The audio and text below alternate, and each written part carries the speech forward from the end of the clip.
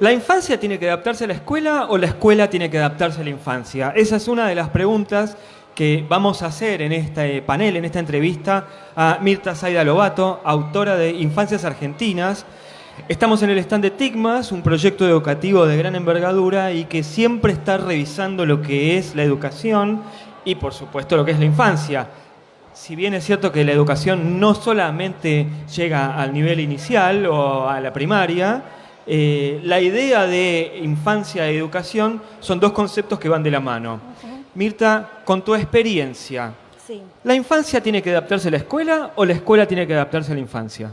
Ni una cosa ni otra. Tenés que hablar bien cerca del micrófono como si estuvieses enojada. Ni una cosa ni otra, ¿no? Los estados nacionales, las repúblicas, tienen que tener un proyecto de educación que tiene que estar atento a las características de las infancias, a los intereses de los niños y niñas, a la psicología de los niños y niñas. Pero para mí lo fundamental es que haya un proyecto de educación. Si nosotros pensamos históricamente, el Estado argentino, en el momento de su conformación, que tiene un momento histórico, que fines del siglo XIX, para decirlo de algún modo. Después de Pavón. Después de Pavón. Sí, después de Pavón, pero fundamentalmente en los años de 1870, cuando aparecen las escuelas normales, cuando Sarmiento. hay que formar maestros, Sarmiento, había un proyecto, había una idea de qué educación se quería para los niños y niñas de la Argentina. Y eso modeló la escuela hasta los años 70, diría. Hasta nuestros años 70. 1970. Y después la escuela entró como en una nebulosa, ¿no?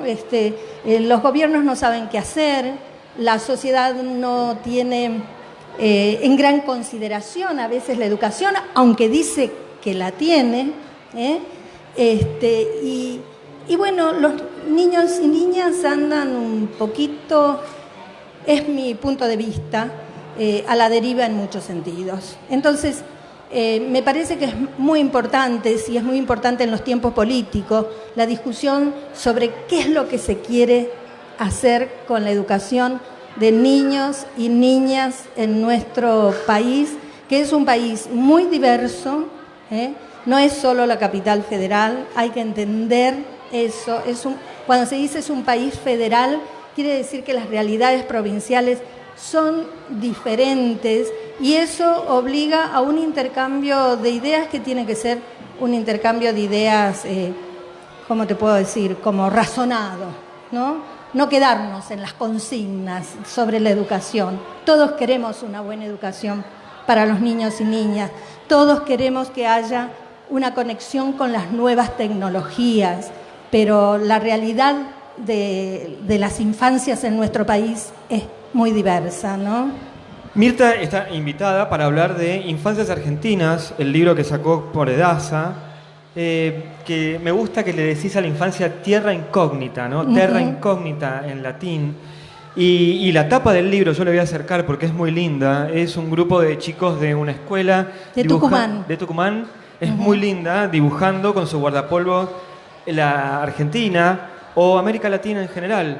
Es muy interesante esa tapa. Mira, la voy a poner de nuevo. Ponela de nuevo, porque sí, lo que están haciendo, están con el mapa de América Latina, pero es una clase práctica, ¿no? Por lo tanto, los niños de esa escuela tucumana están dibujando el mapa de la Argentina. Y esto se conecta con lo que te decía antes, un proyecto de educación. El proyecto de educación de fines del siglo XIX era una educación para una nación, ¿no? Entonces, ahí viene esa pregunta, ¿qué nación queremos hoy? Exactamente, y la idea de infancia también cambió a lo largo del... Sí, porque esos niños y niñas que están allí dibujando el mapa de la Argentina, que tienen que ser... que tienen que tener una conducta moral, que tienen que tener una conducta cívica, están pensados como la reserva moral de la nación, ¿no? Entonces, es educar a alguien, bueno, una de las personas que colaboró en el libro dice fabricar argentinitos, ¿no? Y entonces esa idea de fabricar argentinitos es muy interesante. A mí, un estudiante de la escuela secundaria hace unos años, porque yo di clases en escuelas secundarias, me decía, bueno, la nación, la República Argentina es la camiseta de la selección, pero cuando vos pedís que desarrollen la idea, ¿por qué es la camiseta de la selección? Bueno, se encuentran en figurillas, pero es la identificación del fútbol, la idea de la camiseta, ¿no? Bueno, a fines del siglo XIX se estaba pensando en fabricar argentinitos. La Argentina era un país de inmigrantes, sobre todo en el área litoral. Entonces, ¿cuál era la identidad de los argentinos? Era la pregunta básica, ¿no? ¿Qué era ser argentinos en ese momento? Y para eso se educaba, pero no solo para eso. Siempre se dice, a mí me parece sumamente interesante la respuesta extensa que abre muchas puertas, pero siempre se dice que la infancia es un territorio en sí, ¿no? Y que incluso se habla de que cuando se pierde ese territorio uno se convierte en una suerte de extranjero en su vida. Pero la infancia como territorio en sí, estás vos hablando de la Argentina como territorio en la infancia. Hoy, ¿cómo es esa sensación? Digo, después de haber analizado todo este siglo de crecimiento de los chicos. Me gusta que vos además decís niños y niñas, con un lenguaje no llegando al inclusivo, pero sí incluyendo a todos. Sí, podemos después hablar un poquito sobre la educación sexual y la educación de género en las escuelas, que me parece que es interesante. El libro no lo aborda en sí, porque llega como hacia un difuso fin del siglo XX, ¿no? Pero sí, hay como nuevos desafíos para la educación. Y hablo de niños y niñas, aún de manera binaria, pero después si querés hablamos de eso. A mí me parece que los niños y niñas hoy tienen como múltiples estímulos. Yo no soy especialista en la educación hoy, soy historiadora, eso me hace volver siempre la mirada hacia atrás, pero sí tengo una idea clara sobre esta diversidad de experiencias en la vida de los niños y las niñas en las diferentes escuelas. Yo, como profesora universitaria, recibo jóvenes, ¿no es cierto?, que han hecho la escuela primaria, la escuela secundaria, en escuelas públicas, en algunas escuelas públicas. Se destacan más que otros niños, ¿no? Y eso me parece que justamente esa diversidad de experiencias hace que no podamos pensar en una infancia. ¿Qué es lo que hace un niño del conurbano bonaerense en la escuela primaria? ¿Cómo aprende a leer? ¿No? ¿En qué momento de su vida escolar dice, yo sé leer esto, yo puedo leer esto, yo puedo escribir, yo puedo entender lo que leo? Y en ese sentido me parece que un buen diagnóstico de esa diversidad sería muy interesante y bueno, voy a poner un poquito a la política. Sería deseable que las fuerzas políticas tuvieran alguna idea de cómo se tiene que enseñar hoy. ¿Cuáles son los desafíos que vos enfrentás en la enseñanza hoy? Porque hay muchos grupos que están preocupados por la enseñanza. Por ejemplo, las nuevas tecnologías es una preocupación, pero cuando vos vas a una escuelita de Santiago del Estero, del Chaco, de Formosa, de Catamarca, no tenés ni electricidad.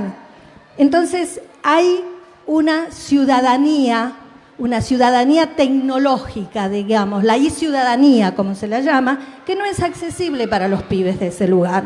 Por lo tanto, esto me parece que tiene que generar una cierta sensibilidad, ¿no? De cómo vos abordás los problemas de la educación.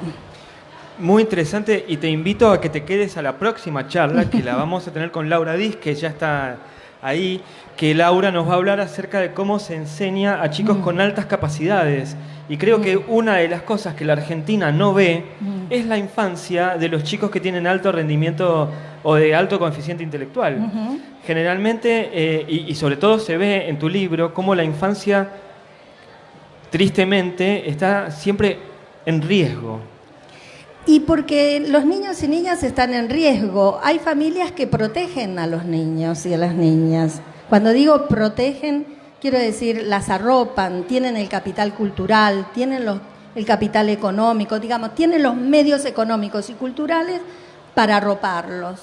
Pero cuando uno hace una reflexión más amplia sobre las infancias, inmediatamente, bueno, tal vez por mi formación, soy historiadora de la sociedad, ¿no? Me interesan los conflictos, me interesan las protestas, me interesan las relaciones de género. Tal vez por eso yo estoy pensando en una sociedad donde las familias de diferentes clases sociales, lo voy a decir como se decía antes, ¿no? Tienen acceso desigual a la cultura, tienen acceso desigual a la educación, ¿no? Es una realidad que, por supuesto, afecta continuamente el país y obviamente no solamente a la infancia, pero la infancia es más vulnerable, perdóname, sí. La infancia es más vulnerable porque, por ejemplo, vengo de Santiago del Estero, estoy impactada con Santiago del Estero por el estado en el que se encuentra. Digo, ¿impactada para bien o para mal? Bueno, preocupada, ¿no? Esto no sé si bien o mal, pero preocupada. Y una preocupación que tiene que ver justamente con el estado de la educación, ¿no? Y que está relacionado con lo que hacen los adultos para los niños, ¿no? Porque finalmente la educación son decisiones que toman los adultos para los niños y niñas de nuestro país. Y entonces ahí tenés esta cuestión de escuelas sin grandes inversiones educativas, ¿no? Sin formación de maestros y profesores. Bueno, los maestros rurales, yo no sé si vos sabés esto, pero los maestros rurales de Santiago del Estero, de la zona en la que yo estuve, van en moto a las escuelas y hacen un circuito, el circuito de las escuelas, ¿no? Entonces van de una escuela a otra. ¿La tecnología puede llegar a solucionar o...? Sí, si los pibes tuvieran acceso a la tecnología, a ciertas tecnologías, sí. Nosotras, por ejemplo, y esto no tiene nada que ver con el libro, sí, nos ¿no? alejamos un cachito del libro, después vamos a volver a hablar porque es un libro muy interesante. Pero te quiero decir, por ejemplo, nosotras, y cuando digo nosotras digo un grupo que es un grupo informal, un grupo universitario, no tiene importancia, pero hablo en plural, ¿no? Trabajamos con un museo, que es el Museo de Berisso, que es una población que ha perdido sus fuentes más importantes de trabajo. Y para ese museo estamos pensando en tecnología, las tecnologías que tienen los chicos, el celular, por ejemplo, ¿no? Entonces sí, las nuevas tecnologías ayudan, pero las nuevas tecnologías no son la panacea, tienen que ir acompañadas de la formación de los profesores, de los maestros, ¿no? Tienen los conocimientos no pueden ser desechados con las nuevas tecnologías, tienen que formar parte de las nuevas tecnologías, ¿no? Tienes que saber qué enseñar. Yo después te invito a que des una vuelta por el stand de TICMA, justamente porque la pata tecnológica es algo muy importante, pero no quiero salir de la entrevista, no quiero que nos quedemos hablando de TICMA. Yo me copo y termino hablando y soy un pesado, así que prefiero no decir nada de eso. Pero volvamos un segundo al libro. ¿Qué aprendiste de ver las distintas infancias, o la infancia, mejor dicho, alrededor de distintas épocas? Hay muchas Argentinas, hay muchos países. ¿Hacia dónde va esa infancia hoy en día? Vos haces pregunta de futuro siempre. ¿Hacia dónde vamos? ¿Sí? Bueno, pero un historiador mira al pasado para pensar el futuro. A veces sí, a veces no. Porque voy a matizar un poco esa idea. Se dice que se aprende del pasado, pero muchas veces no se aprende nada del pasado. La historia no se repite, eso es cierto, ¿sí? Pero los historiadores estamos acostumbrados a estar en el presente. Hacemos preguntas al pasado desde el presente. Y muchas veces no se sabe muy bien a dónde se va, porque vos estás transitando el camino, no estás al final del camino, ¿no? Y en general, a quienes somos historiadores, a veces, como estamos al final del camino, miramos atrás de un modo que no es tan adecuado. Pero dicho esto... Estás relativizando tu trabajo, yo no estoy de acuerdo, pero bueno. No estoy relativizando mi trabajo. Estoy poniendo, diría, como en la mesa de discusión, que digamos que en el presente no hay certezas, ¿no? Y que uno va tomando decisiones como se toma en una casa, ¿viste? Como se toma en una familia. Y ese modo de tomar decisiones para la educación es problemático. Eso es lo que quiero decir, ¿no? Entonces, la idea del futuro, para mí, no sé, yo tengo siempre expectativas en la educación para el futuro. Me parece que la educación es un elemento fundamental para varias cosas,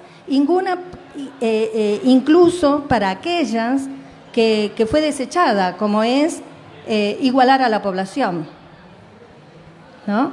Ayer tuvimos aquí a un pedagogo español que decía básicamente eso, ¿no? Bueno, coincidimos. Que hay como 3 grandes ideas que tenían que ver con el conocimiento, la igualdad y la autonomía, y que ninguna de las 3 han llegado a cumplir las promesas de la educación, no se llegaron a cumplir. Exacto, y cuando uno dice autonomía también está diciendo pensamiento crítico, claro, ¿no? Porque una discusión que uno tiene más con los chicos más grandes, no con los más chiquitos, ¿no?